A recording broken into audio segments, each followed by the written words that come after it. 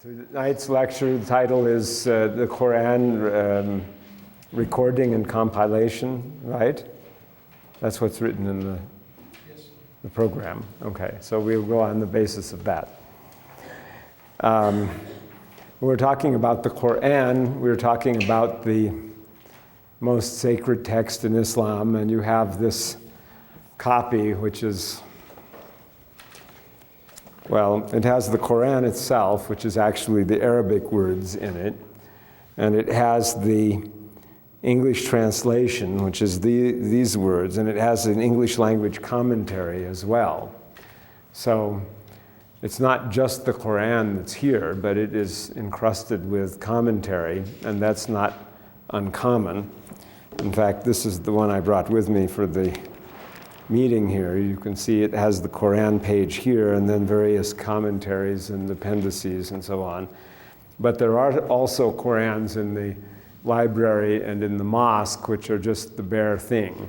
And that is properly what is called the Mus'haf, or the Qur'an.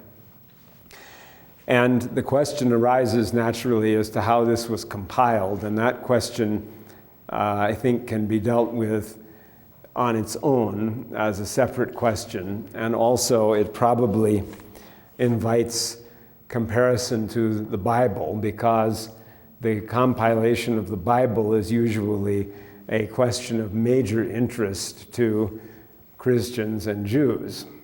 But I'm not going to go there, at least not now. And we'll deal with the compilation of the Qur'an itself, revelation and compilation. The Qur'an came down to the Prophet Muhammad in two periods. Prophet Muhammad, of whom you have a biography, which is this book. This is a biography based on the ancient sources, and it does represent fairly well what the Muslims have thought of the Prophet's biography. Lived from about 569 to 632. The exact date of his birth couldn't possibly be ascertained, because the calendrical system that Islam uses was only introduced in the last few months of his life. And before that, there was a different calendrical system, the details of which are somewhat murky, where there was an intercalary month that was intercalated irregularly and so on. So consequently, dates before the year 632 are not really ascertainable to the day. And as you go back earlier, they're not ascertainable to the year either, unless there is some coincidental dating of something else that is outside of Arabia. Anyway, the Prophet Muhammad received the revelations in the two periods. There was the revelations at Mecca, which was where he was from and where he lived. That's sort of an odd-looking A. Which were from circa 609 to 622, and in that exact year he made the Hijra to Medina, so the revelations continued at El-Medina to near the time of his death, so until the year 632. So this is a total period of 23 years, and that is a part of the Muslims' description of the revelation of the Qur'an, that it came down munajjaman or nujuman, which could be translated in installments. That is, it didn't come down all at once, and there's even a Qur'anic verse which refers to it not coming down all at once, but rather it came down in pieces. And then the question would be for people who are highly interested in textual criticism and so on, to arrange the pieces then in some kind of chronological order. And that was done by a 19th century German Orientalist named Nöldeke, and it was taken by Rodwell in his translation of the Qur'an, he rearranged the surahs or the chapters out of the order that they're in now and put them in a different order. And that was also followed until 1990 by N.J. Dawood, who did the Penguin Classics version that is very widespread, widely used, and so on. In 1990, however, N.J. Dawood finally, feeling the heat for the act of vandalism of chopping up the Qur'an, put the surahs back in the correct order. Not so much because of Muslim criticism of his translation, because since he's a non-Muslim, the Muslims would not be able to use his translation anyway. So you observe that in translation, Christians don't use translations by non-Christians, and Jews don't use translations by non-Jews, so why should Muslims have to use translations by non-Muslims? So they wouldn't be using it, but rather by the present state of literary criticism, which is very much against mutilating the text when you translate it by changing the order of things. Furthermore, it was a proper decision, since the order of the surahs is a chronological order anyway, is purely speculative and is not known by any means exactly what it is, and therefore there isn't any possibility of arriving at a correct order of the revelation of the Qur'an. The story of how the Qur'an began to be revealed is often told and is related in that the Prophet Muhammad would go and seek God in the cave at Mount Hira outside of Mecca, and that he encountered the angel there. The angel Gabriel came to him and brought him the first verses of the Revelation, which are often said to be the first 5 verses of Surah 96, but there are other traditions that say that they were other than that. And the revelation was received by him at first unwillingly, because in the process of revelation,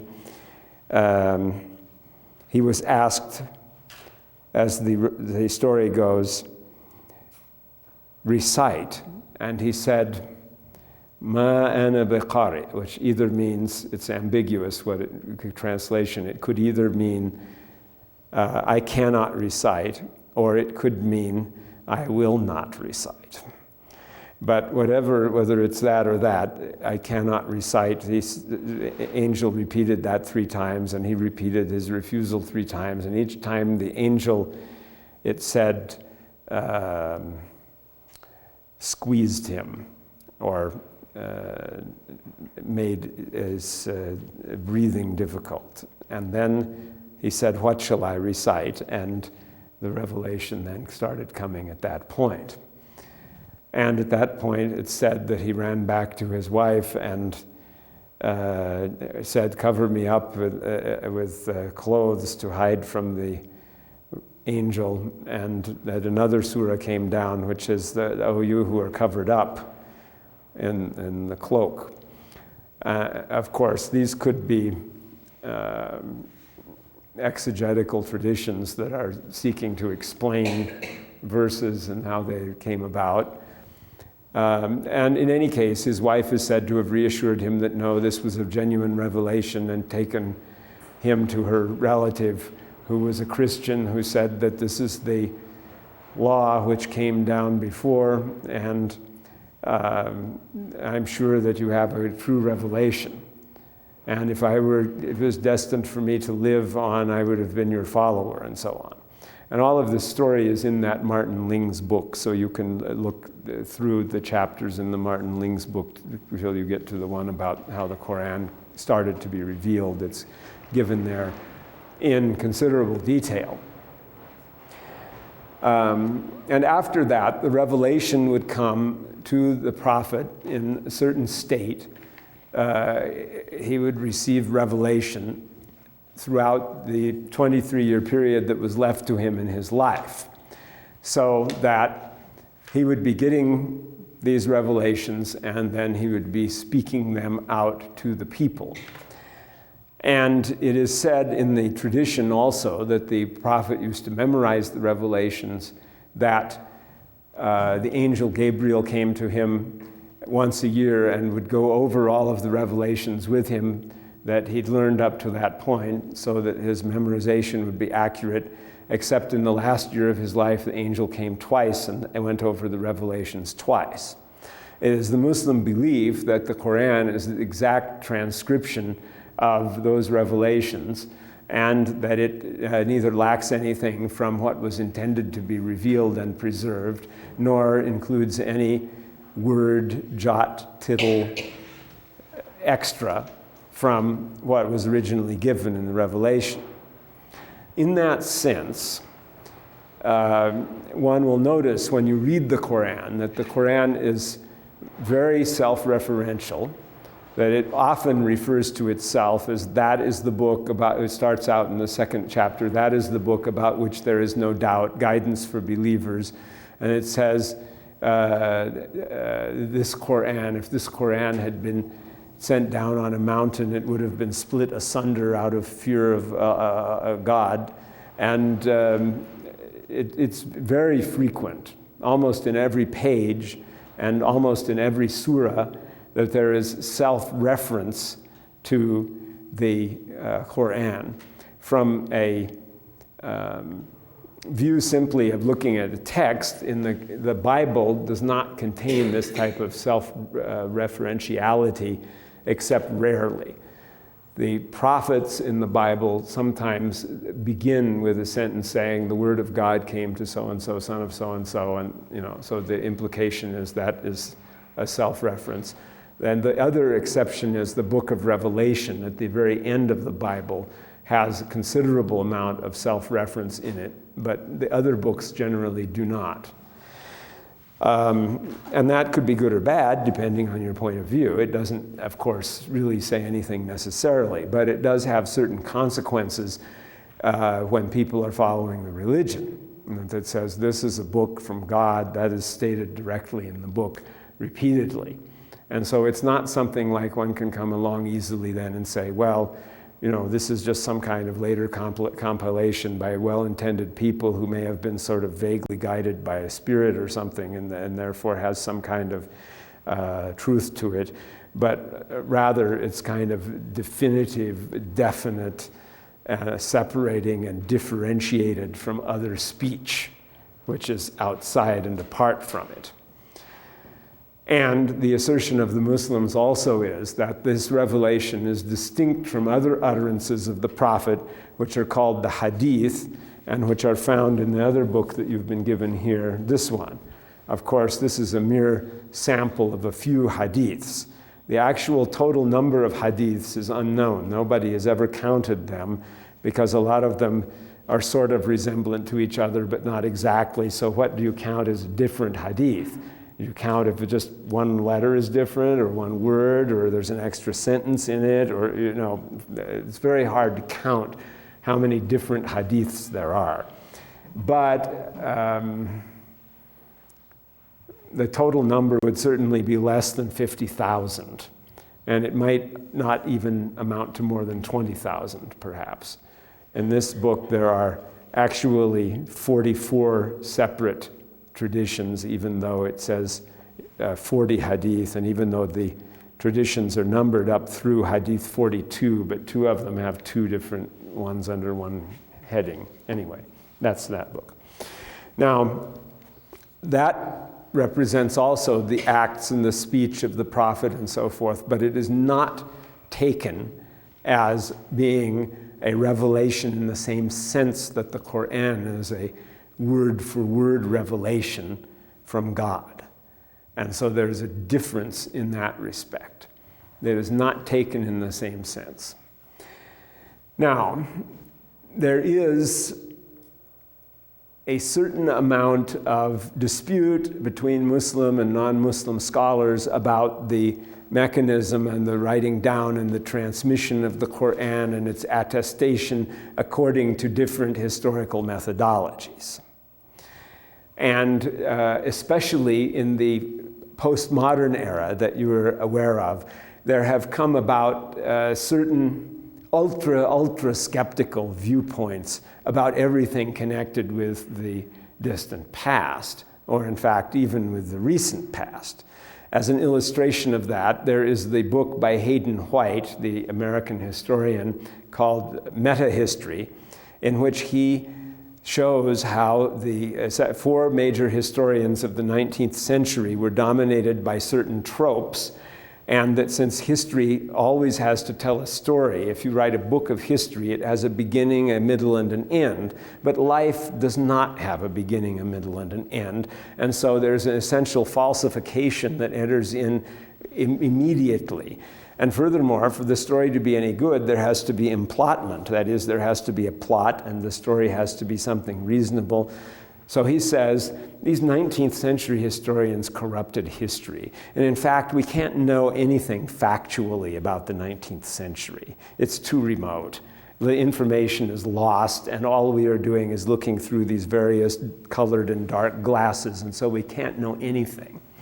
Well, if you take that kind of attitude about the 19th century, what could possibly be left when you come to medieval or ancient times? Then you really don't know anything, because the surrounding silence is very great. All you have are these literary pieces that have come down. How do you know anything about them? And yet Hayden White was called on the carpet because of the Holocaust, because he was saying that the skeptical idea. So some people were saying, well, if you're going to talk about historical relativism in that way, you're giving aid and comfort to Holocaust deniers. So what do you say to that, Hayden White? And so what his response was to say, well, originally there was not objective history, but now we have found the middle voice. So since the Holocaust, history has been objective, which was the weakest, poorest cop-out I ever heard anyone say anything. And so Hayden White's whole project, in my view, just crumbled because of that. Although the criticism that in the past people have leaned to too much definiteness about the past certainly is valid. And now people are, as compensation for that, leaning too much the other way. Currently, in ancient and medieval history, the watchword is quite ultra-skepticism, although really ancient history went through its ultra-skeptical phase a few generations ago under the German critics, and Middle Eastern history now is split, where you have a very polemical school of Western historians essentially attacking the roots of Islam, and the Muslims naturally don't accept that, and then some other historians are not so ultra-critical. And in these arguments, Western historians will say, well, if there is no material proof, it didn't happen, which is kind of a dangerous, slippery slope to get on, because that would undermine the possibility of saying much that is probable about the past. And so they want something like the papyrus document dated to the year 22 of the Hijra, which shows that in the year 22, the new Islamic calendrical system was in use with a new counting of the years, and that was said to have been introduced in the year 18, so that's a very early, satisfactory material proof. Now, what's the state of material proof as regards the Qur'an? And since there's even been in the press somewhat with that rather ridiculous article in the Atlantic Monthly on this subject that a while ago, did any of you read that or see it? None of you took notice of that? Oh, well. See, with the Bible, all of the manuscripts that exist under the sun have been collated, and every single sentence and every single word has been investigated by a microscope, and little pieces of the margins have been cut off to make radiocarbon dating, and nothing has been left unturned to establish what is the limits of the historicity of that. And the Dead Sea Scrolls, you saw all the big hullabaloo about that because of the slowness of the scholars who had been charged with working on that and how it was broken open and so forth. So you'd think, well, what about the Qur'an? Well, that work has hardly begun to be done with regard to the Qur'an, of collating all the manuscripts, figuring out which ones are the most ancient ones, and all of that. And naturally, these manuscripts, like biblical manuscripts, aren't dated, because in the early times of scribal traditions in a place, they would not go around putting the dates on things. Later they got in the habit of doing that, and when they copied a manuscript they'd put the date, but maybe the holy books too, because they shouldn't have extra words in them, they tended not to have that. So, although I think very much later Quranic manuscripts become dated, but the oldest ones aren't. So you don't have any dates on those. And also, you don't have the epigraphy, meaning the styles of writing figured out with a great deal of accuracy. So you have some people saying, yes, pardon? I was wondering if they were copied out by professional scribes and very rituals, like the Torah. The Torah can only be written copied out by a scribe who's very specially trained, who goes through very specific rituals and writes before doing. Is it the same hold true for the Quran? Not so much. It's not to that extent. But the person has to have washed up and be in a state of purity, of course, to be writing it. But it's not as complicated. And there is some of the same of that. In the case of a Torah scroll, if one letter is erased and can't be repaired also by a ritualistic manner, the whole thing has to be thrown away. And to some extent, you might find that would be true of the Qur'an too. That is, the Qur'an shouldn't contain any mistake in the writing, and the writing of it follows a quite specific, particular pattern, and so a scribal tradition has grown up. But you also have to recognize that the fancy details of ceremonial of scribal traditions inevitably will be later after the revelation. They won't be there at the beginning. See, part of the difficulty of tonight's lecture is that I'm going into this, and you need to have also some general background about the time of the prophet and the rusticity and the orality of that time and what conditions were like in Mecca and Arabia, and that would explain something about the transmission of the Qur'an and also the very nature of the text and even its contents. And that would include some of these facts. Although ancient classical civilization lived and existed all around Arabia and had for centuries by the time of Muhammad, by these years, these dates. That civilization, yes? Don't let me interrupt you immediately every time. You can get to me eventually. Right. I was wondering, is the Quran a sacred object as the Torah is? Yes. And is there an equivalent in mosque when the Torah is read, it's read from the scroll form? No. Is there any kind of equivalent? No, not at all. There's no scrolls, and the Quran never was written on scroll. That's because it was written down only after the book had been invented. And when was that, teachers? The invention of the book. That is the bound book as opposed to the scroll. Very, very important, significant invention. About the year 150, the 2nd century in the Roman Empire. And the way in which that invention took place was that the Roman priests used to write in some kind of writing in chalk, maybe even on wooden boards, and they would bind those together with kind of rope or something. And that suggested apparently the idea that the same could be done more efficiently with paper.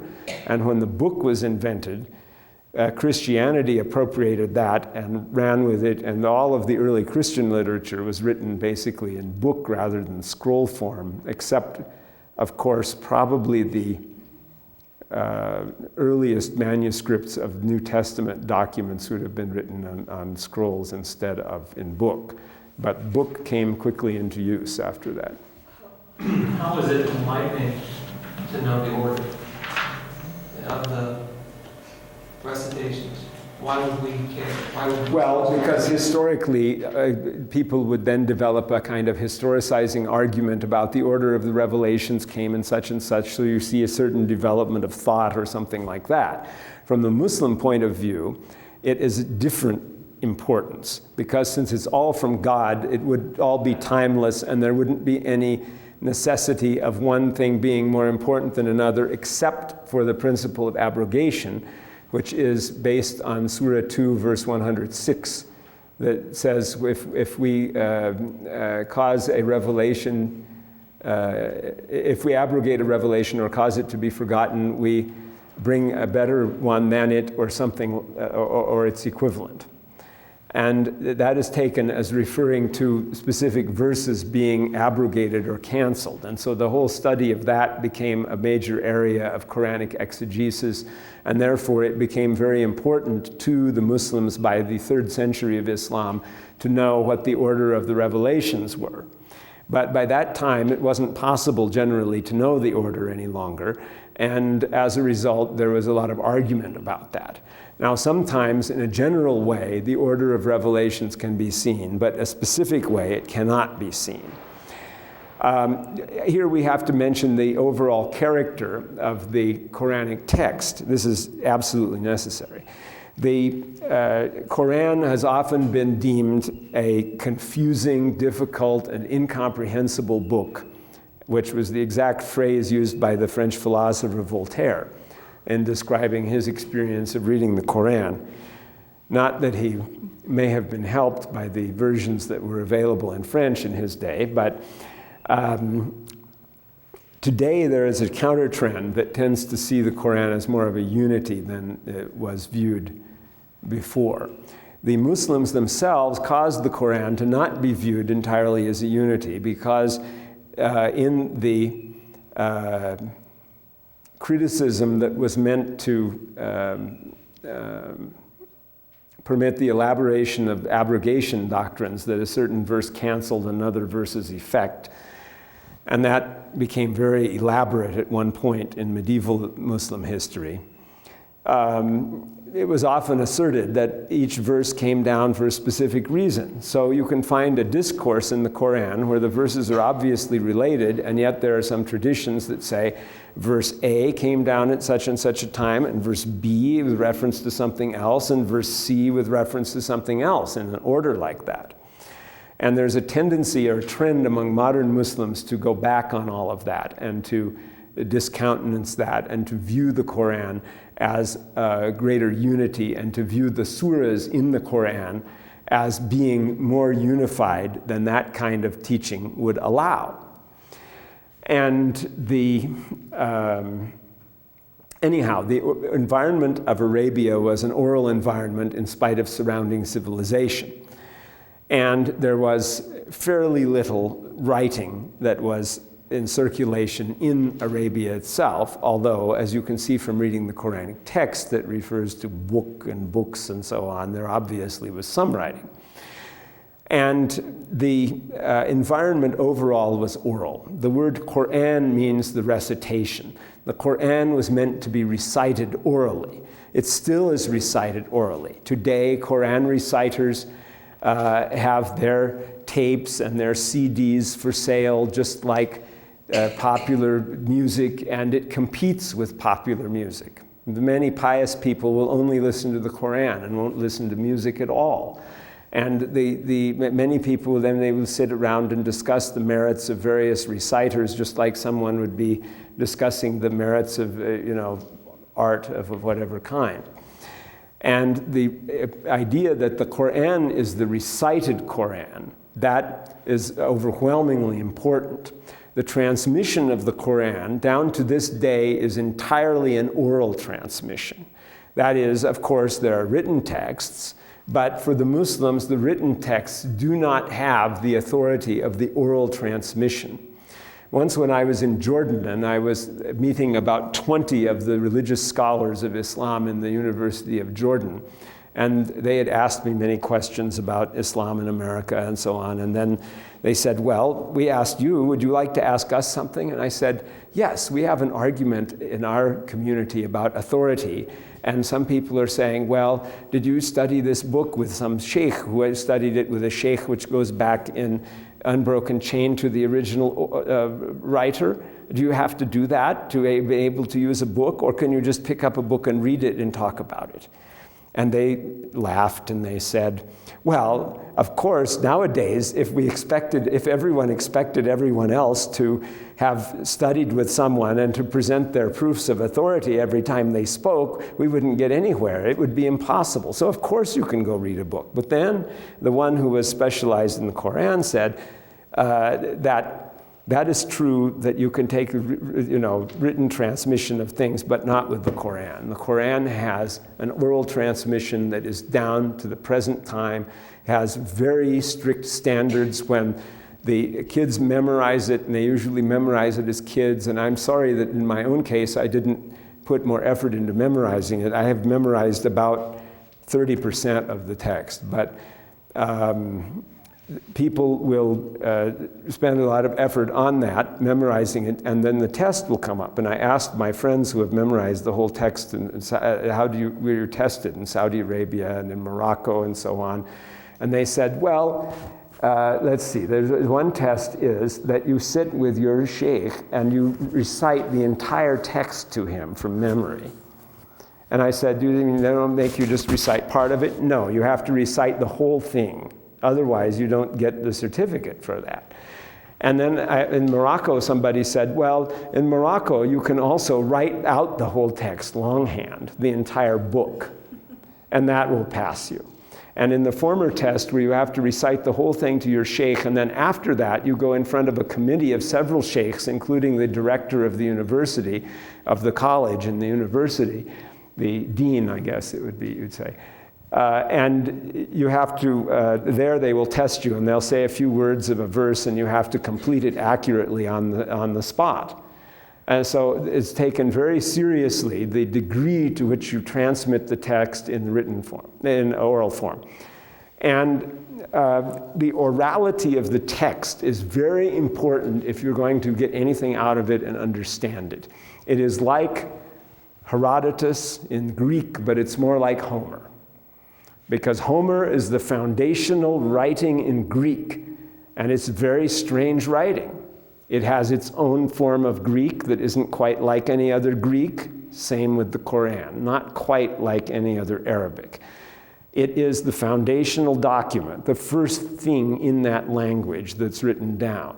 It's written in splendid isolation way before anything else gets written, because Homer is thought to be 150 years before anything else, well, except for Hesiod maybe.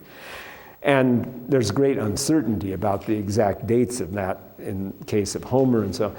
And it is clearly oral. When you look at all of the work of Milman Parry and such people that worked in the oral tradition of Greek and oral poetry, and how oral poetry differs from written and civilizational poetry, the oral aspect cannot be denied or overlooked at all. And that is an important aspect. This was delivered orally, and that has to be understood clearly. Having said that, it was also written down, and it was written down in the time of the prophet. And it was written down in a very rudimentary, simple form of writing Arabic that later needed to be elaborated, and was elaborated into several different so-called readings, which means that the voweling or vocalization differs because the vowel marks were not put in the original text. So there are some differences in that respect, but there are very few differences in the actual letters themselves between different readings. Basically, that is a solidly established text. It was written down, and as a written text, it held pride of place as the only thing written in Arabic for a substantial amount of time, maybe a couple of generations perhaps, or at least a generation anyway. And they would write it in very large, huge tomes that would be written on parchment or papyrus and bound together in big volumes that were probably not too numerous. Of course, writing was also used for secular purposes like letters, deeds, contracts, things like that, and is evidenced by plenty of papyri from Egypt. Okay. The earliest dated text of the Qur'an dates from the year 72, or the year 691, and that is the inscription in the Dome of the Rock. The Dome of the Rock, which is one of the two mosques in Jerusalem in the sacred enclosure there, is actually the oldest standing Muslim building. The Dome of the Rock dates from 691, and so does the the inscription, and that is the oldest dated Qur'an inscription that exists. It has Quranic verses, quite a number of verses there that accord quite with the text. So that reveals another truth in the situation, which is that although there is some time between these revelations and the earliest dated inscription, that time isn't very much. It's very little if one contrasts it with biblical texts. In the case of the Bible, the difference between the earliest manuscripts of the various books and the apparent date of the book's origin, or the date which is claimed for it by the book's own superscription, is often much greater. And that leads to a problem in the explanation of the unfolding of Islam, which is that there is quite an extreme compression of time at which you get very quickly to a big developed literature, and it becomes quite impossible then to assert that things were fabricated later and that they didn't go back to an earlier origin. So to some extent, the story of the transmission of the Qur'an is pretty unshakable. Now that doesn't necessarily, in interreligious dialogues situations, have consequences that would necessarily be a disadvantage for Christianity or Judaism. All that means is the Qur'an is accepted by most historians, including most non-Muslim ones, as going back authentically to the Prophet Muhammad. But whether the Prophet Muhammad received it from God, that is another question. And one can find other parallel texts. One would suppose then that the authentication of the transmission of the Book of Mormon from Joseph Smith would be even more perfect and flawless, because that came in the 19th century, and furthermore not merely written in a book, but printed no less, and approved by the prophet himself and so on, so that original copies of that exist. And yet for the non-Mormon part of the world, that doesn't necessarily mean that that came from God. So the fact that the text is very ancient, it doesn't necessarily prove that, simply that its transmission is quite solid. But it is the case anyway with the Qur'an that the transmission then is rather solid. There are believed now to be manuscripts which date from approximately this same date or earlier. And some of those were found recently in a mosque in Yemen, and they exist in various places. And as I said, the exact dating of the manuscripts has not been established, so that there is still an acrimonious debate that rages about that particular subject, and one which unfortunately is often not informed by good information. So the other thing about the text of the Qur'an that we want to establish, and this would have something to do indeed with its compilation as well, going back to the point I was making about the text being kind of cut up by commentary and by traditions that report that the occasion of revelation of one verse and another was various. A different kind of criticism, which makes its appearance now, is rather to look at the text as being basically whole discourses. So you try to see, what is the text trying to tell us itself, and how is the text itself constructed to be an effective text that has whole discourses in it. And when you come at it from that kind of approach, you begin to be able to see that there is more unity in the surahs than is usually given as a thing. There's a considerable deal of unity to the text. With that, you can also see something of the process of compilation and editing. For example, if you look in Surah 4, verse 176 on page 241 in your text, although you can't see it because this is Arabic that I'm referring to. The rhyme scheme, which has prevailed through the whole surah, suddenly here is not upheld in this last verse. And furthermore, this last verse doesn't have anything to do with the discourse that was just preceding. And furthermore, the surah more or less finishes and winds up with verse 175, and then you have this additional verse stuck on at the end, 176, that rhetorically doesn't follow. So what do you say about that? Is it an addition to the text? Yes, it's added. But does that mean it was added by other than Muhammad? No, because this is part of the process where, as the revelation was ongoing, this verse was placed there. Why was it placed there? Because it refers to a subject dealing with inheritance that is dealt with in verses 11 and 12 at the beginning of the same surah.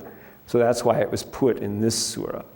Another example of that nature is found in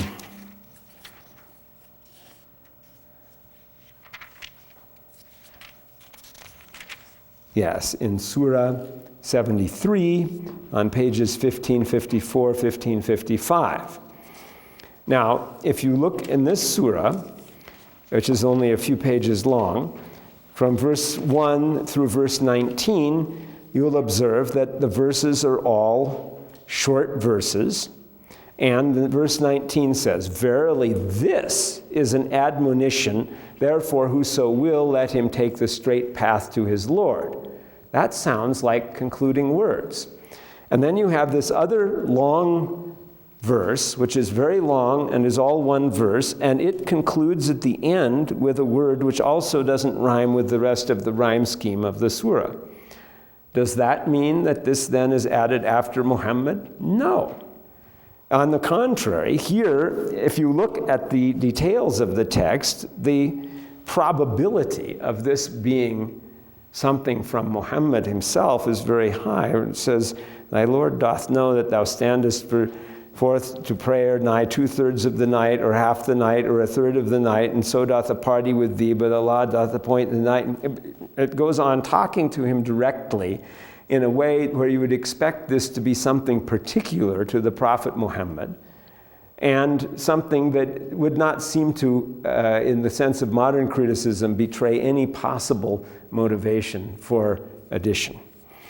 If you look at another argument, which is separate from that, a different sort of argument, which is one that Muslims would find very odd, but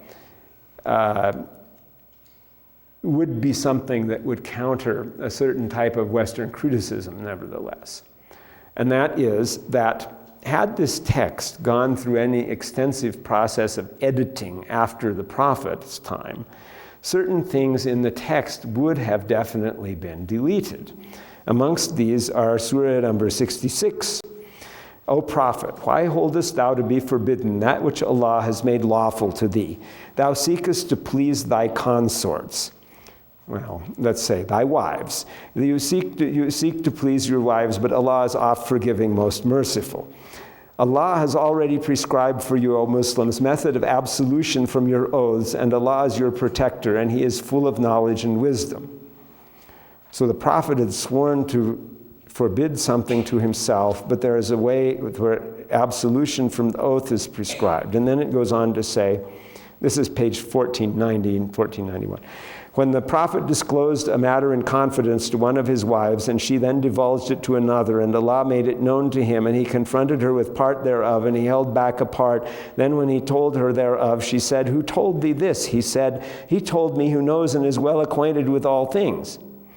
If you too," and this is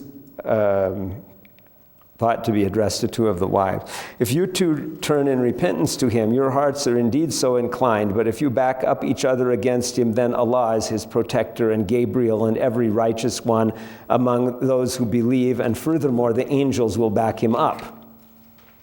It may be that if he divorced you all, that Allah will give him in exchange wives better than you," and so on.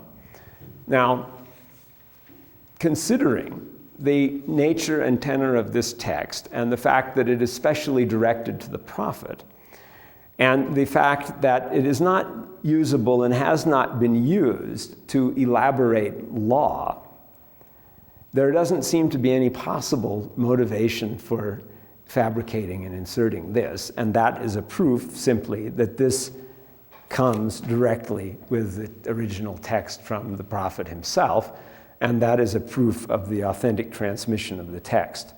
Another proof of it is the orthographic irregularities in the Qur'an, and you cannot appreciate these without knowing Arabic, but the Qur'an is filled with orthographic irregularities. That is what would be colloquially called in other instances dealing with other books, scribal mistakes or something. And that means that there are many cases where words are written in one way and pronounced in another way because the way is not some standard way. So in other words, there was some kind of rustic beginning of the process of writing when the Qur'an was written down, and that was not later smoothed out by an editing process where someone went through and found all of these irregularities and got rid of them. Furthermore, one of them, as even an example of non-standard grammar, inna hadani lasahiran, should read by normal Arabic grammar, which is also used generally in the rest of the Qur'an, inna hadani lasahiran, not inna hadani lasahiran. So hadain is, maybe you don't hear it too well, but it's a substantial grammatical difference, and yet there that is in the text. Now, had anyone wanted to edit the text, they would most certainly have gotten rid of that. That would have been the very first thing to go because it's non-standard. And that kind of thing attests then to the overall, to the authenticity of the transmission of the text of the Qur'an from the beginning. A difficulty in trying to figure out a chronological order of the verses and so on is involved in the point that the Qur'an also contains extremely scarce and very slight narrative historical information.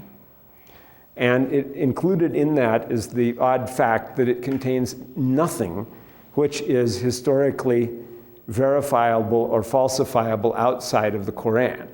Now, if you say, well, I don't believe in miracles, and the Qur'an has Moses' staff turn into a serpent, and like the Bible and such things, okay, fine.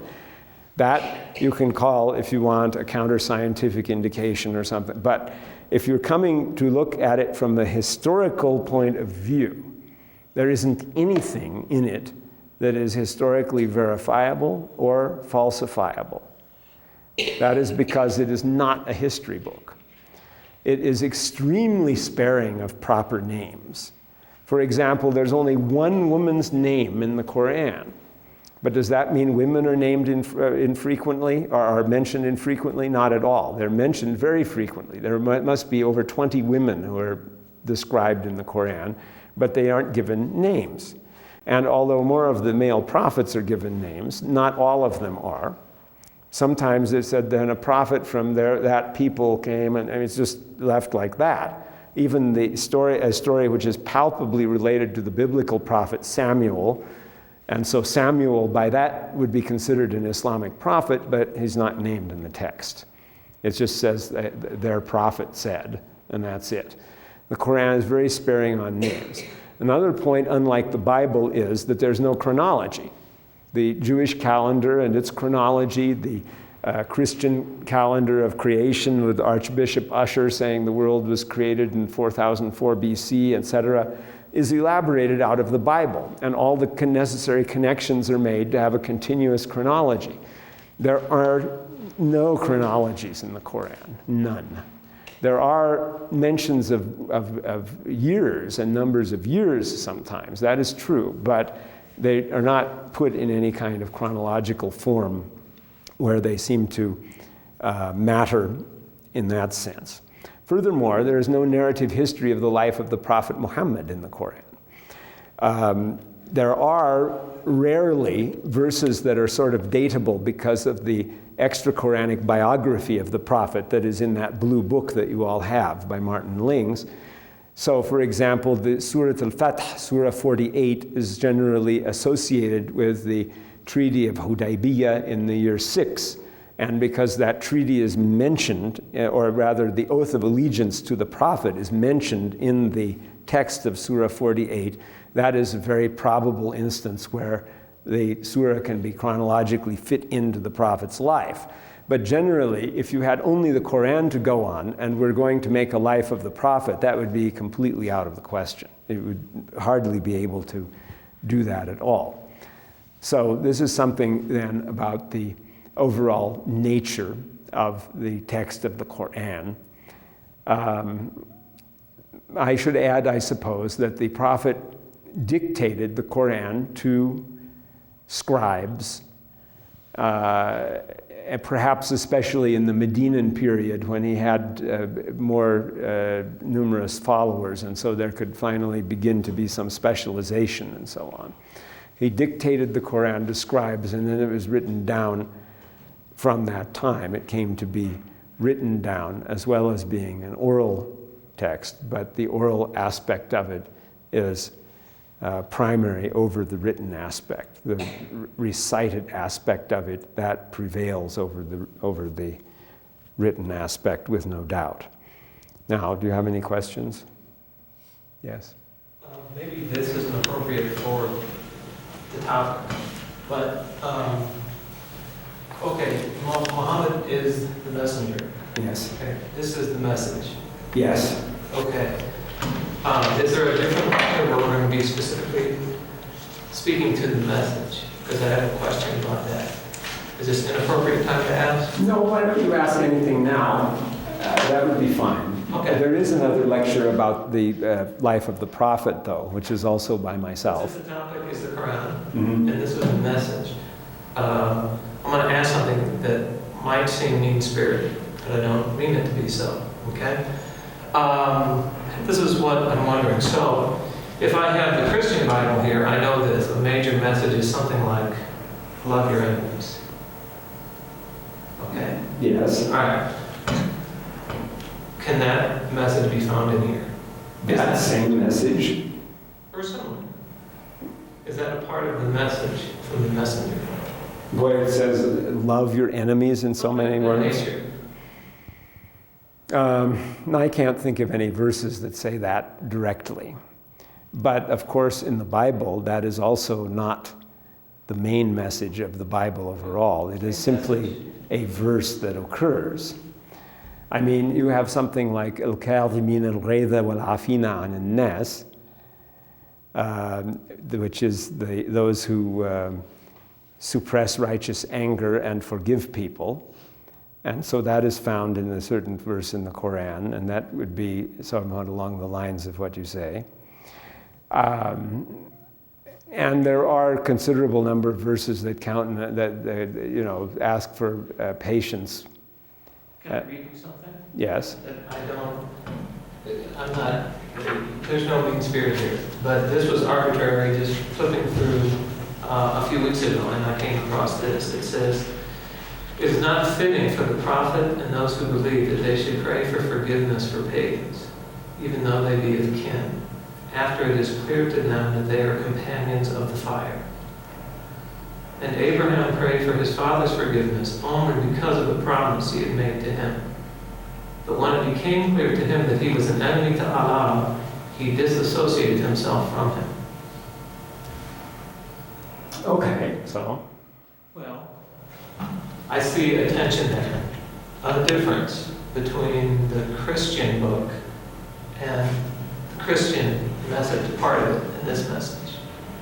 And what I think is a fair question is if I'm misreading something. I think that is not a necessary conclusion. And the reason it would be like this, that the Bible contains various sorts of information and various things. You can find, for example, in Deuteronomy that if a city rebels, destroy it utterly, kill every man, woman, child, and animal in the place, and burn the spoil, because it is not permissible to take any of the spoil since it's filth because of the rebellion of the place, which is seemingly a text trying to discourage rebellion. And yet that exists right there as holy writ for the Christian, even if it is said to be abrogated by the coming of Jesus with his second message, a New Testament, etc.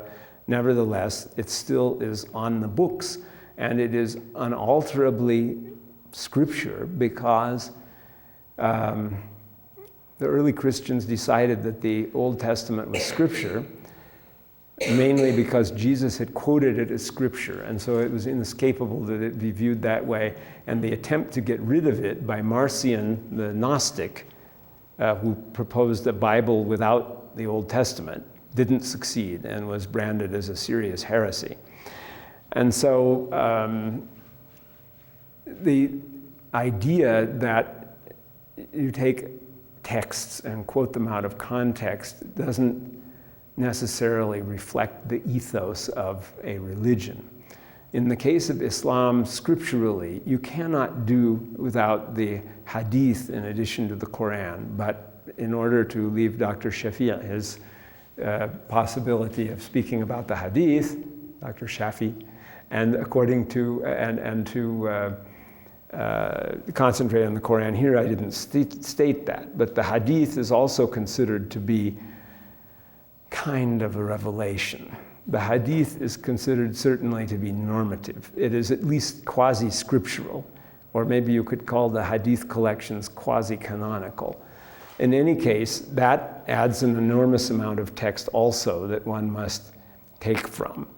And so you can find various texts that may tend in this way and that way.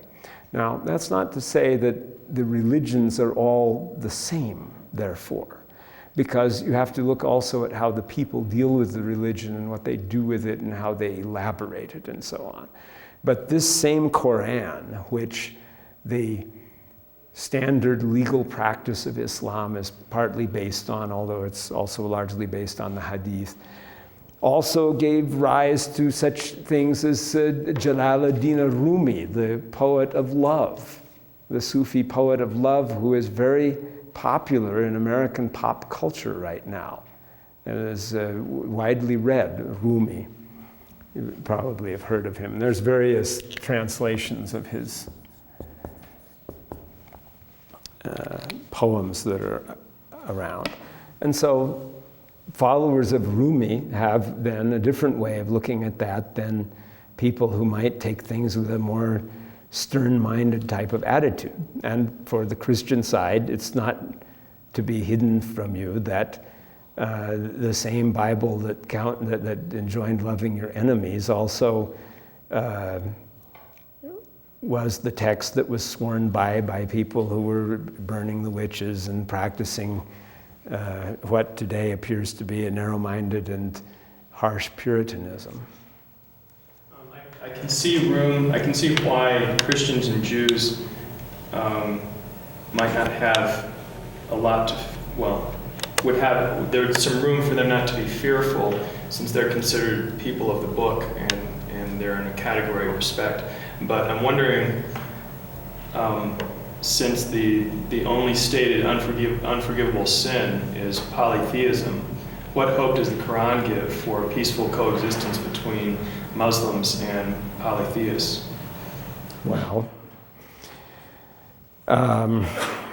okay, first we'll look at a text and then I'll answer your question.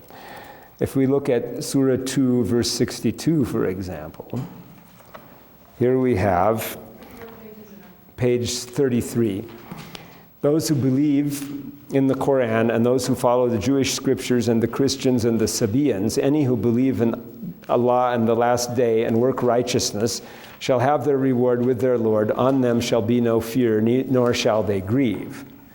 This same verse is repeated in Surah 5, verse 69 in a slightly abbreviated form.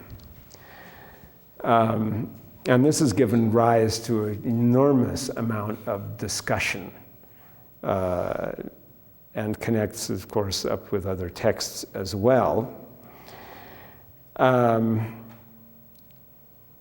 Now, it doesn't mention, of course, polytheists. Rather, it's still talking about monotheists, and whoever the Sabaeans are, which this commentator adopts a particular view of that, which is a historicizing type of view, but some other Muslim commentators leave it vague, and then it becomes a convenient way to include any other religions that the Muslims might encounter.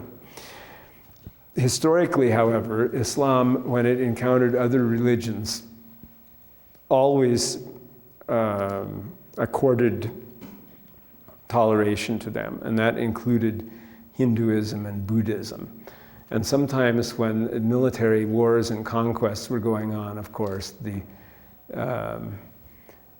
propriety wasn't always observed to the letter by everyone. But in the case of an established Muslim rule of any place, the other religions were permitted, and specifically Buddhism and Hinduism were permitted. And that, in spite of the fact that there is no text that enjoins that. And that comes out of the a hadith, which is a single solitary hadith that enjoins toleration for the Zoroastrians. It says, do not marry their women or eat their food, but take the tax from them and therefore protect them and permit them to worship. Because if they become Ahl al-Zimma, then they are under the Muslims' protection if the Muslims are the rulers of the place. That ruling for the Zoroastrians, who then are deemed not to be people of the book at the same level as the Jews and Christians are in Islamic law, nevertheless became applied to whoever else Islam might encounter. And Islam was the religion of rule in places where Buddhism and Hinduism existed. And when I teach world religions, I think, well, Hinduism does resemble ancient paganism in many respects. It resembles ancient Egyptian paganism. It resembles Greco-Roman paganism, so why not resemble Meccan paganism? But on the other hand, it's much too big, broad, wide, and diverse to be simply summed up as that.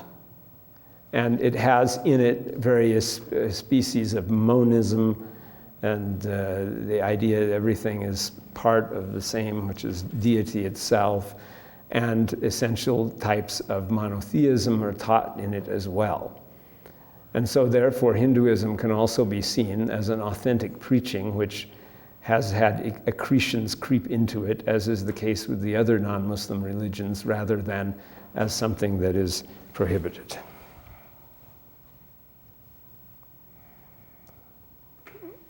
Yes? Second question.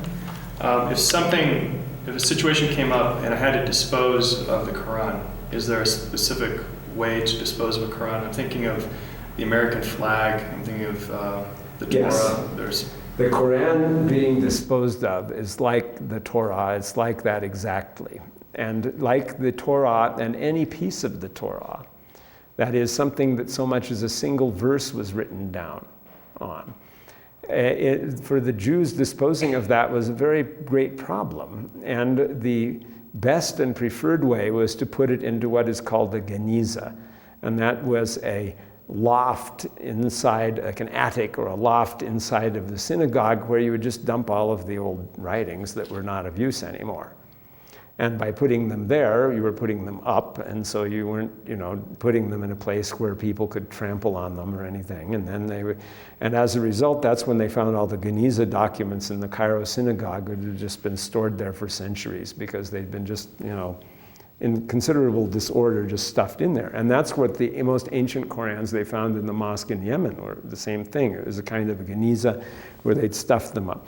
So sticking them also in holes in the wall in your house or between bricks and so on, these are preferred methods of disposing of the text.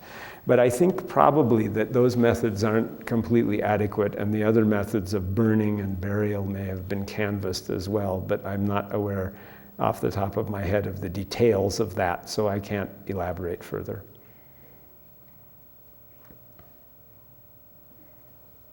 Okay, anything else? Yes? I'll give you a tough one. And I'll have to borrow Tim's, no offense preamble on this. Things that are that are explicitly stated in the Quran, there would be no hope of ever coming upon a different interpretation. For example, the stance of homosexuality being wrong. Am I correct on that? Well, I'm sure most Muslims would agree with that. That is, with what you're saying on that point. But then, if you look at the generality of Christian believers, you will find little give on that either, usually. And especially, furthermore, in non-European circles. Did you see what happened in the World Anglican community, where the Anglican Church in England and the Episcopalian Church in America are very, avant-garde in that particular subject, but the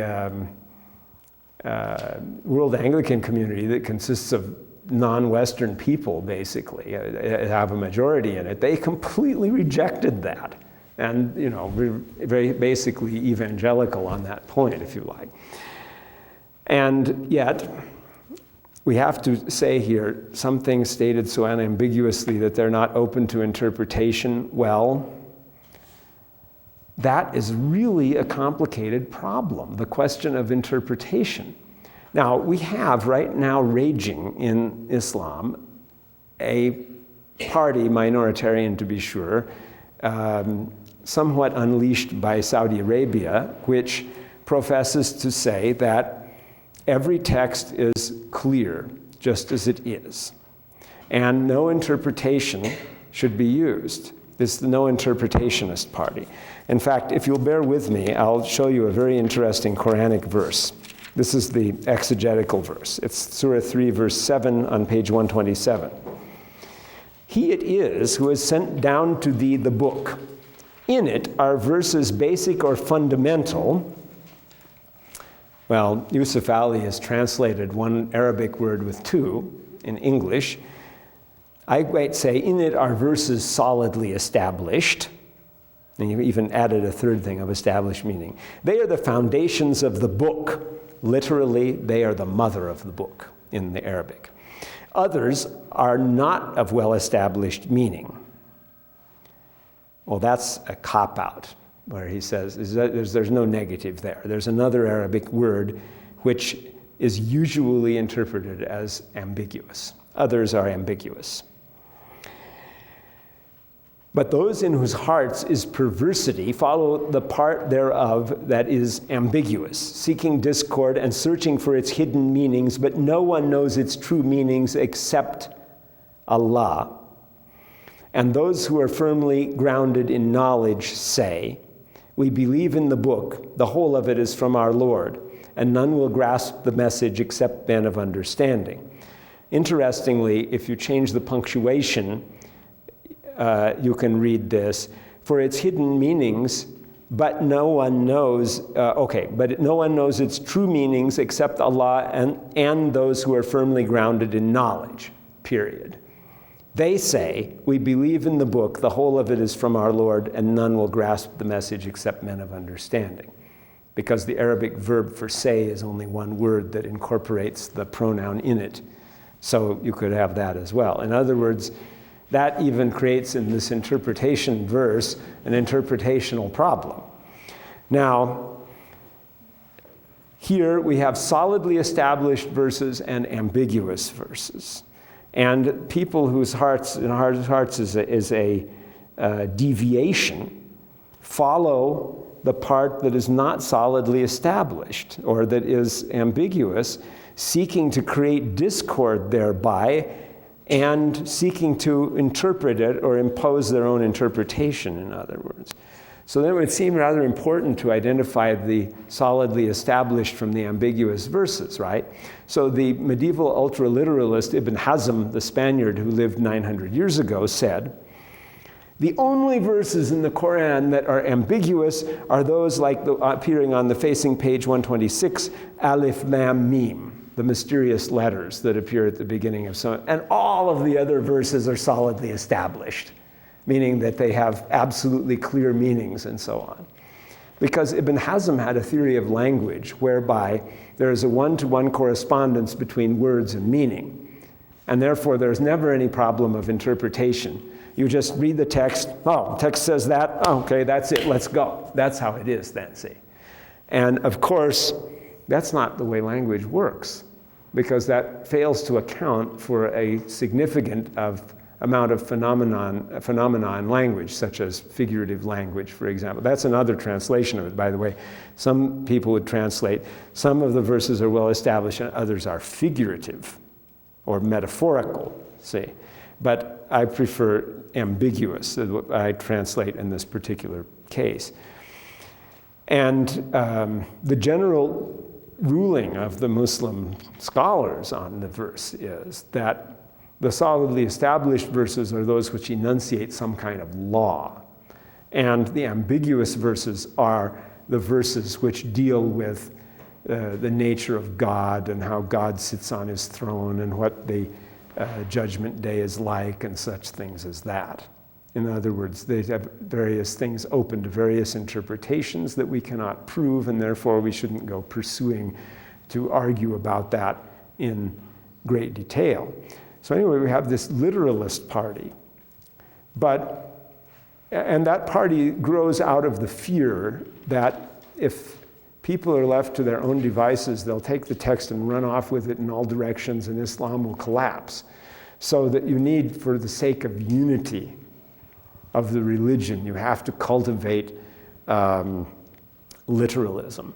And there is some tendency toward that in the text and in the history of religion. If one were to write a book entitled The History of Literalism, that would be very interesting.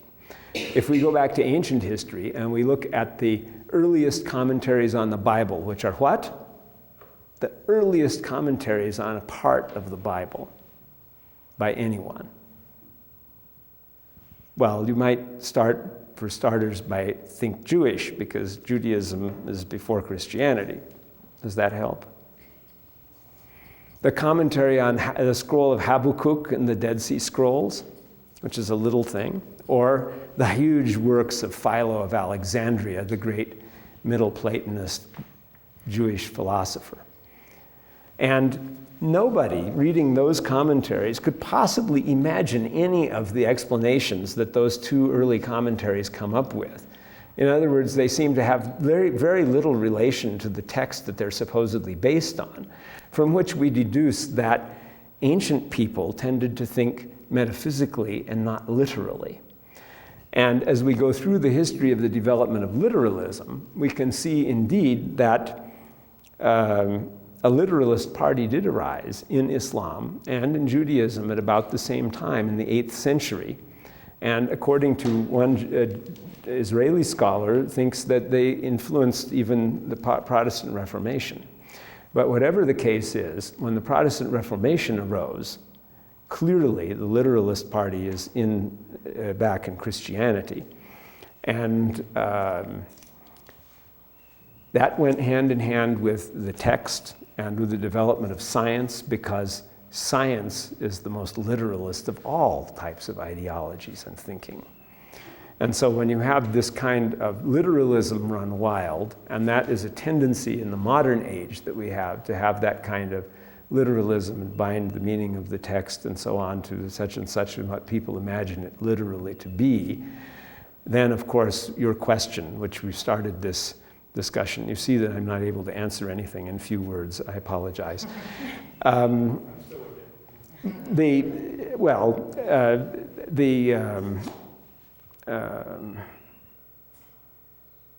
idea that the text is just something that you can interpret literally, that can't be right. It can't ultimately hold water. It remains something, a subject that is open.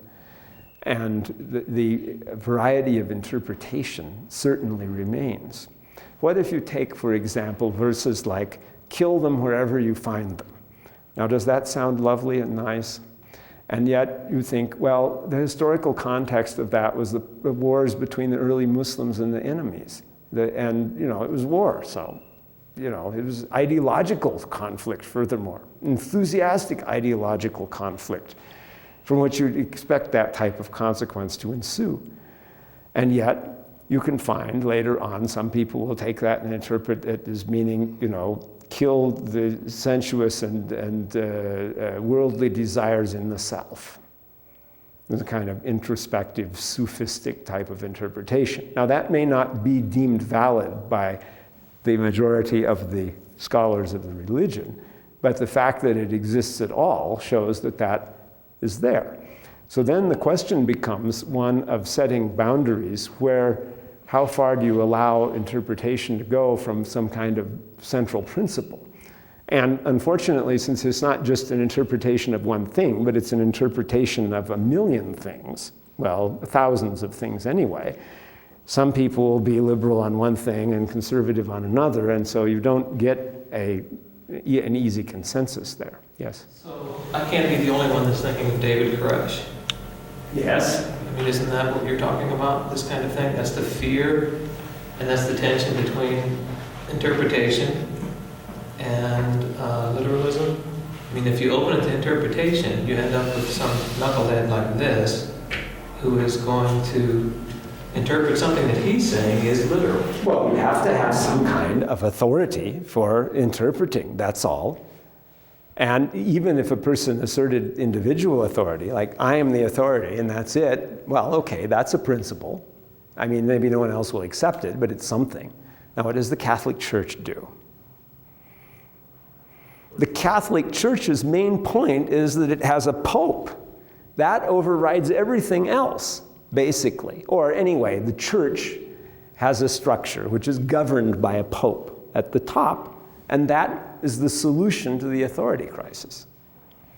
And it didn't satisfy everyone, so you also have Protestantism, etc. But nevertheless, this question is obviously awfully important. I mean, the Pope having authority, that solves the interpretational problem somewhat. I mean, clearly that's a solution. Now, in the case of Islam, that's not what we have. We don't have a Pope. We have had, in the past history of Islam, a mutually recognizing corporation of scholars who grew out of the Islamic educational system completely dominated by religious scholars. That is, all education came through the religion, as was once true in Christendom also. All education through the religion, so you had to become a religious scholar before you were anything else if you studied at all, right? You had to be a disciple, and you had to learn the lingo. And that is something that still prevails. Say in academia, by the time someone has learned the language of psychology or sociology or some field, if they then have qualms about the validity of that field after they've studied it in detail, but they have the skill of being able to rattle off the discourse in the language of that field, the interest of most people will be not to rebel against the field, and that is kind of how you have a certain social formation of a unity of purpose in something like that. That's how the rabbinical or the Islamic scholarly model of authority works at all. But in modern times, it has come under some attack because of modern mass literacy, mass education, the desire of everyone to interpret things for themselves, and the desire of everyone to especially, pontificate as they will about religion themselves. This is part of what's been going on in the United States, where we find there are today more Protestant denominations than ever existed previously in the history of the world, and that has arisen out of that. And in the Muslim world, maybe the press will tell you Islam is monolithic on this, but if you look underneath, no religion can be that big and not have so much variety, just as much, in fact, as Protestantism does, even if it's not elaborated in denominations. Yes? Close out. All right. Thank you all.